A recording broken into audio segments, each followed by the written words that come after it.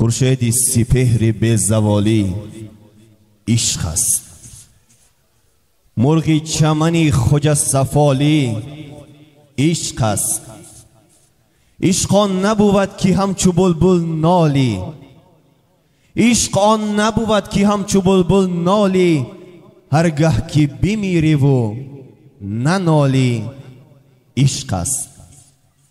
امشب چی شبه؟ شب گداز است امشب. یک بزمی پر از راز و نیاز است امشب. داماد زیباست که بنده عشق شده است، بر گردن او زلف دراز است امشب. از بس که عروس جفت داماد شده است، زیباگی او مخزن راز است امشب. از یمن محبت دو دل داده پاک، چشمی همه مست و عشق باز است امشب. ساقی بدهد فاتحه بخت سفید، باقی همه خوب و همه ساز است امشب.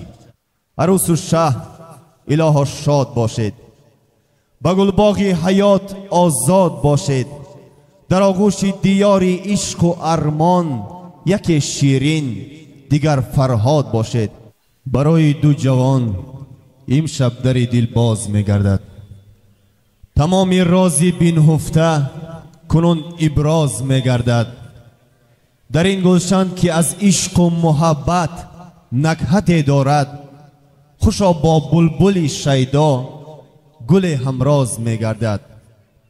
ای شاه شاهان عروس خوشبخت مبارک، ای ماه جوان شاه سری تخت مبارک. شبی وصل و شرفمندی مبارک، چونین شادی و خرسندی مبارک.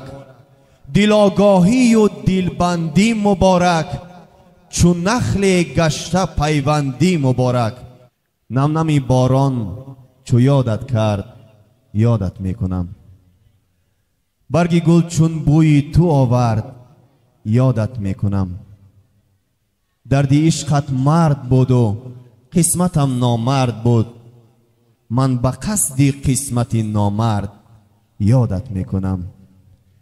عشق تو در صورت اشعار دردآلود من، مصرع گر در دل پرورد یادت میکنم. من اگر نازک پسندم از نزاکت های توست، بر سری گل چون نشیند گرد یادت میکنم. گرمی و سردی دنیا را ز عشقت دیدم، زیر این گردون گرم و سرد یادت میکنم.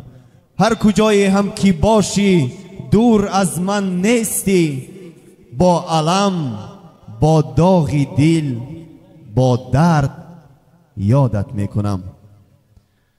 داماد و عروس با هم دیگر پیر شوید، در عالم عشق خود جهانگیر شوید. از دهر تمنای عزیزان این است، 100 ساله شوید و بعد از آن پیر شوید.